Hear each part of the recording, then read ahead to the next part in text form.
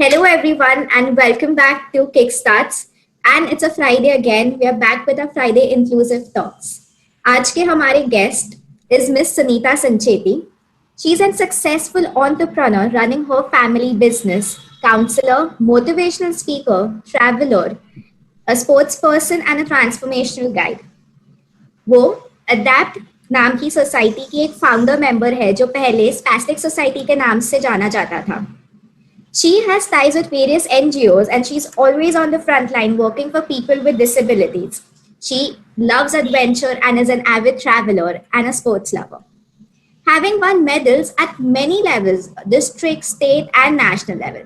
So, I wouldn't be mistaken if I am stating that we have the most correct person here with us today to talk about travel and sports inclusivity. Welcome, Miss Sunita. Thank you, Mahima. Thank you so much. And those were really very kind words. Thank you. Welcome. So, Miss Sunita, आप हमें आपकी journey के बारे में थोड़ा बता सकते हैं? How did you acquire this disability? जब मैं 16 साल की थी तब मुझे स्पाइन इंजरी हुई. मुझे स्पाइन में ट्यूमर हो गया था और उसकी सर्जरी करवानी थी. तो उसके पहले एक टेस्ट होता है माइलोग्राम. ये 1987 की बात है. तब MRI और CT स्कैन नहीं हुआ करता था. तो माइलोग्राम में एक इंजेक्शन दिया जाता है जिससे डॉक्टर्स लोकेट कर सकते हैं कि एग्जैक्टली ट्यूमर कहाँ है. तो जब वो इंजेक्शन दिया गया वो गलती से रॉन्ग नर्व में लग गया और उससे मेरी spine damage. Okay, that is very unfortunate, sir.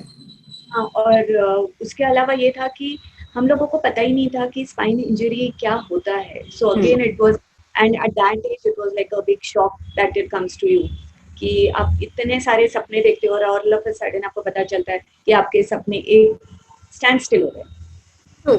और ऊपर से 1980s में जब इतना एजुकेशन भी नहीं था, ना इतना अवेयरनेस था उस टाइम पे. एक्ट भी आया है वो 1995 में आया है. तो उसके हिसाब से 1987 में जब मैं पढ़ रही थी और मुझे स्पाइन इंजरी हुई तब डैड जब जाके प्रिंसिपल को मिले और उन्होंने बोला कि उसको स्पाइन इंजरी हो गई है तो क्या वो एग्जाम देने के लिए आ सकती है. क्योंकि कॉलेज एक्सेसिबल नहीं था तो I had to drop down for my education and the principal was not okay with me coming and giving exams because सबको पता है कि स्पाइन इंजरी में आप आपका ब्लैडर बाउल सब सेंसेशन दबा देते हो. तो लोगों को एक मन में हिचक थी कि भाई इन केस ब्लैडर लीक हो गया कुछ हो गया तो हमारे पास कोई एंसिलरी स्टाफ नहीं है. इससे अच्छा है कि वो आए ही ना कॉलेज में. तो मेरा एजुकेशन रुक गया because of lack of access facilities. जैसे स्पाइन इंजरी के पहले आपके कुछ सपने थे एंड एजुकेशन भी बीच में रोकना पड़ा, तो स्पाइन इंजरी के बाद आपने कैसे आपकी लाइफ वापस रीगेन की and how did you design and transform your life after that? पहले तो मैं घर पे ही फिजियो करती थी. हम लोगों को कोई प्रॉपर रिहैब सेंटर्स का पता नहीं था. इंडिया में अभी भी एक ISIC में है और एक CMC वेल्लोर में है रिहैब सेंटर्स. पर वर्ल्ड क्लास रिहैब सेंटर सभी एटलीस्ट सभी स्टेट्स में होना चाहिए एक जो अभी नहीं है. तो मैं 1996 में UK गई स्टोक मैंडेविल मेरे रिहैबिलिटेशन के और उसी से मेरी लाइफ ने यू टर्न लिया. क्योंकि जब मैं UK गई मैंने मेरा रिहैबिलिटेशन किया तो उसी के साथ मैंने देखा कि वहाँ पे पूरी एक्सेस फैसिलिटीज़ है. तो एक दिमाग में ये समझ आई कि it is the infrastructure that makes you disabled. मतलब व्हीलचेयर यूज़ करने की वजह से आप डिसेबल्ड हो वैसा नहीं है. मतलब of course that is one of the equipment that you using to regain your mobility. But अगर एक्सेस है तो आप व्हीलचेयर के साथ भी आपकी लाइफ रोज़मर्रा की इंडिपेंडेंटली डिग्निटी के साथ जी सकते हो. इसकी समझ आई. तो जब मैंने मेरा रिहैबिलिटेशन ख़त्म किया और मैं वापस आई इंडिया तब मैंने साथ में यही सपना लाया कि मैं मुंबई और फिर इंडिया को डिसेबल फ्रेंडली एक्सेस फ्री बनाने की कोशिश करूँगी. और जब मैं आई तो उसके बाद मुझे मेरे टाइप के सोचने वाले लोग मिले और हम लोगों ने अडेप्ट राइट ग्रुप फॉर्म किया. तो उसके लिए मैं मालिनी चिप डॉक्टर अलूर मेरी फ्रेंड नीनू हम लोगों ने सबने जो भी काम किया उसके लिए मतलब आज भी मैं तहे दिल से शुक्रिया अदा करना चाहती हूँ. It is said like minds when they get together, big things happen, Yes. and formation of a DAP was a big milestone. आपने सही कहा कि कोई भी इंफ्रास्ट्रक्चर के कारण डिसेबिलिटी या फिर नॉर्मल ऐसे डिसाइड होता है. It does not really matter कि कौन सा डिफरेंटली एबल्ड या डिसेबल्ड पर्सन है, बिकॉज अगर आज हम बड़े बुजुर्गों को भी देखने जाए, सो ऐसे they are normals, but because अभी सीढ़ियाँ नहीं चढ़ सकते कमजोरी के कारण, वो भी एक डिसेबल्ड हो जाते हैं. सो इंफ्रास्ट्रक्चर का होना बहुत जरूरी है, सही इंफ्रास्ट्रक्चर का होना एक्चुअली.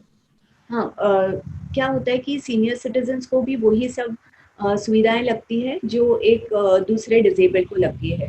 तो और इवन जो टेम्परेरी इंजर्ड हो जाते हैं, जैसे कभी फ्रैक्चर हो गया आपके हाथ का, और कभी आपको नी रिप्लेस करना पड़ता है या हिप रिप्लेसमेंट करना पड़ता है, तो उन लोगों को भी वही फैसिलिटीज लगती है। ऑफकोर्स उनको वो फैसिलिटीज थोड़े टाइम के लिए लगती है, टेम्परेरी इंजर्ड को, और डिसेबल्ड को, सीनियर सिटीजन्स को लाइफ लॉन्ग लगती है। तो that is the only difference. पर लगता हर एक को, मतलब आज अगर अपन बोले तो जो स्पेक्स यूज करते हैं उन लोगों के लिए, without specs for them again it is a big issue.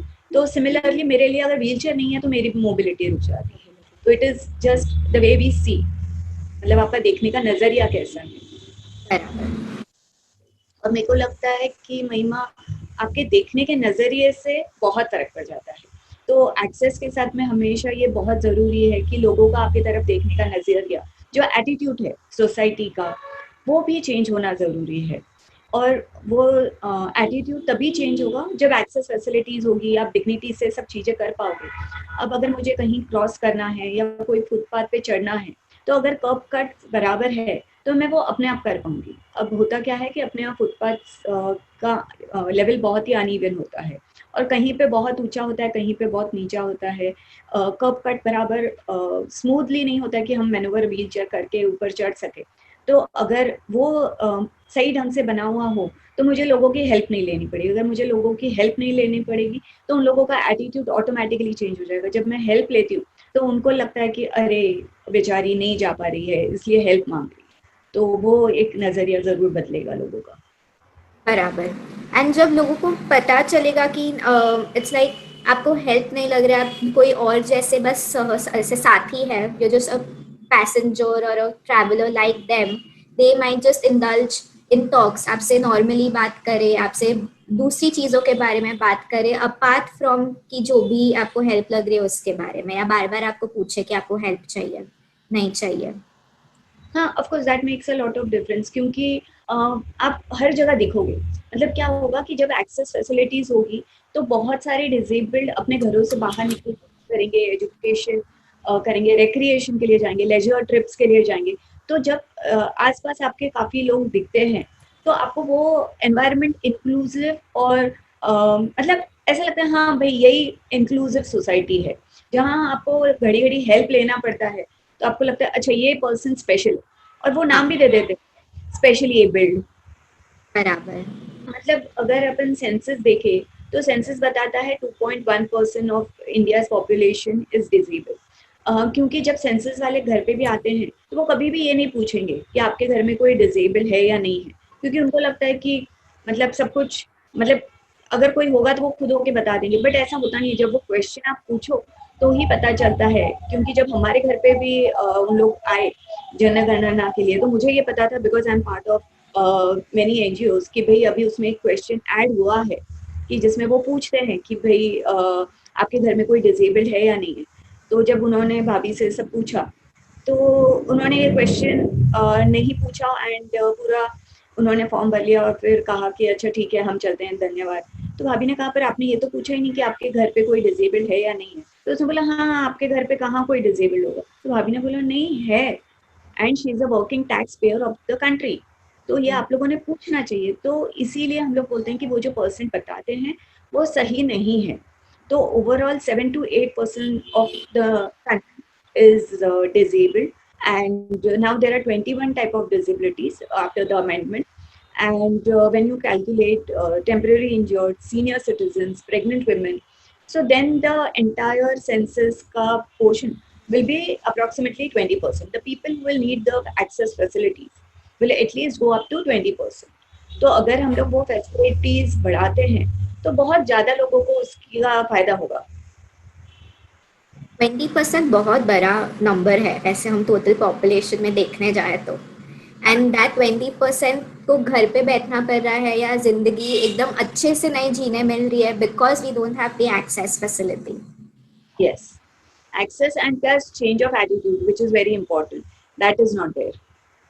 सो इसमें जब रोज की ट्रैवलिंग आती है या ट्रांसपोर्टेशन आता है, जैसे आप काम पे जाते हैं वैसे कई डिफरेंटली एबल्ड लोग हैं जो काम करते हैं, या फिर जैसे बैंक का काम है, आपको कुछ पैसे डिपॉजिट करने जाना है या फिर सब्जी खरीदने जाना है या कुछ भी, या गवर्नमेंट ऑफिसेज जाने का भी बहुत बार काम पड़ता है। So in India we really don't have a पूरा डिजिटल सिस्टम ये, या पहले नहीं था और अभी डेवलप हो रहा है। सो कैसे मैनेज होता है? बहुत ऑफ कोर्स तकलीफें बहुत आती है। जैसे अगर जब मैं मेरे पासपोर्ट रिन्यूअल के लिए गई, वहाँ पे रैंप था। रैंप के बाद में अंदर जाने के बाद में उनका सबसे पहला क्वेश्चन था, मैडम आप अकेले क्यों आए हो? तो मैंने बोला मेरा पासपोर्ट का रिन्यूअल है इसलिए मैं अकेले। नहीं, पर आप डिजेबल्ड हो, आपके साथ कोई को आना चाहिए था। तो ये एक्सेप्टेंस ही नहीं है कि कोई डिजेबल्ड अकेला अपना काम कर सकता है। अब वहाँ पे जाने के बाद में जो भी काउंटर्स थे जहाँ पे स्पेशल बोर्ड लगा हुआ था for disabled senior citizens and for people having small kids, तो मैं वो काउंटर के वहाँ जाके खड़ी हो गई। अब वो लेडी बैठी हुई थी तो उसको मैं दिख ही नहीं रही थी because the counter was so high that she couldn't see me. तो जब इन लोग ऐसी सब फैसिलिटीज बनाते हैं तो मुझे लगता है उन लोगों ने बहुत ध्यान रखना चाहिए कि काउंटर का हाइट इतना हो कि भाई अगर कोई व्हील चेयर पे आता है या कोई शॉर्ट स्ट्रेचर आता है तो उनसे वो बात कर सके, उनसे वो इंटरैक्ट कर सके। तो ये चीजें मिसिंग है। साइनेजेस नहीं होते, और लोगों को इंडियन साइन लैंग्वेज नहीं आता है, तो जब हियरिंग इम्पेयर्ड भी कोई जाता है तो आपको कम्युनिकेट करने में प्रॉब्लम होता है, क्योंकि not all hearing impaired use sign language, but few do use, and you know the communication is like not smooth. तो ये सब बैरियर्स आते हैं। उसके अलावा ट्रैवल बहुत बड़ा इशू हो जाता है। अपने यहाँ पे BST बसेस, रेलवे जो लोकल ट्रेन है, those are also not totally disable friendly, and even the platforms for that matter. अब मैं दिल्ली में रहती हूँ, अंधेरी स्टेशन का जो टिकट विंडो है वो फर्स्ट फ्लोर पे है। तो मतलब अगर मुझे कंसेशन मिल भी रहा है तो मुझे टिकट तो लेना ही है ना, तो वो भी पॉसिबल नहीं है। जैसे अब डिजिटल हो रहा है, बट डिजिटल होने के बाद ठीक है मैंने टिकट ले लिया, मैं प्लेटफॉर्म पे पहुंच गई, बट उसके बाद में मैं कंपार्टमेंट में चढ़ पाऊंगी नहीं चढ़ पाऊंगी कोई मुझे नहीं पता है। तो you know when the government is forming policies, जब री रेनोवेट होते हैं प्लेटफॉर्म्स और नए कोचेस आते हैं, तो all these things should be taken care of. And because I think all are ministers keep travelling abroad, तो जब वो लोग देखते हैं कि वेस्ट में कितनी टाइप की फैसिलिटीज होती हैं, तो I think other things they can get all these facilities and technologies in our country also. That will make a lot of difference. At ADAPT, we had filed PIL, and there were these low flow buses which had started in 2005. But then, because the timetable of the buses were like not very frequent, the bus stops were not accessible. So then those buses stopped flying. So it is like, you know, it is a vicious circle. And then when you go and government offices, they said कितने disabled आते हैं, hardly कोई disabled दिखते हैं या travel करते हैं, तो उनके लिए इतनी फैसिलिटीज करना बहुत डिफिकल्ट है। पर अगर फैसिलिटीज होगी तो डिजेबल्ड भी ट्रैवल करेंगे, और डिजेबल्ड जब ट्रैवल करेंगे तो वो दिखेंगे भी, तो ऑटोमेटिकली विजिबिलिटी होगी। करेक्ट। तो समथिंग वंस ऐसे सर्कल से स्टार्ट किया तो हर एक चीज चेंज कर करके वो सर्कल कंप्लीट होगा। So that has to come. Yes. हाँ, अभी metro stations are accessible, all those things are happening, but आप जब मेट्रो के एक स्टेशन पे उतरते हो और आप रैंप से नीचे आते हो व्हील चेयर के साथ, तो आप सीधा रोड पे आते हो। मतलब वहाँ पे कोई गेट या कुछ ऐसा नहीं बना हुआ है कि जिससे ध्यान आए कि भाई आपके लिए कोई पार्किंग स्पेस है कि भाई आप कहीं आप पार्क कर दो, फिर वहां से आप रिक्शा या टैक्सी या जो भी मोड ऑफ ट्रांसपोर्ट है वो ले सको। तो उसके लिए भी मतलब आपने वहां तक किया है तो वो थोड़ा सा एक एक्स्ट्रा एफर्ट डाल के सोच के वो भी कर लीजिए, क्योंकि अपने यहाँ पे सभी इतने मतलब स्पीड में होते हैं जो भी ड्राइव करते हैं, तो उनको तो ध्यान में भी नहीं आएगा कि भाई कोई व्हील चेयर यूजर रैंप से नीचे आ रहा है या कोई ब्लाइंड वो रैंप से नीचे उतर के आ रहा है, क्योंकि ब्लाइंड को तो पता ही नहीं चलेगा, वो सीधा रोड पे आ गया है। हाँ। So it is very important कि all these small safety measures are also taken care of. It is very important. तो ट्रैफिक प्लस ह्यूमन ट्रैफिक भी उतना ही रहता है। आई मीन मुंबई में है कि आप life is so fast paced, getting off the metro, Yes, फिर जाके फट फट रिक्शा की लाइन में जाओ। So there is a possibility that they might also overlook someone who is just trying to walk by or park in the available space and wait for someone. So yes, more chances of disasters या फिर लगने का भी chance रहता है। yes, possibility है. सो ऐसे में एक्सेस, मतलब जैसे हम फैमिलीज के साथ बाहर खाना खाने जाते हैं रेस्टोरेंट में या मूवी देखने जाते हैं, कैसे होता है ये सब? अब हम लोग जब मूवीज के लिए जाते हैं तो मैक्सिमम टाइम तो ये होता है कि एंट्रेंस पे ही स्टेप्स होते हैं, और उसके बाद में जो अंदर ऑडिटोरियम होता है उसमें भी बहुत स्टेप्स होते हैं, या वो फिर वो फर्स्ट रो में आपको बोलते हैं आप फर्स्ट रो में ही बैठ जाइए।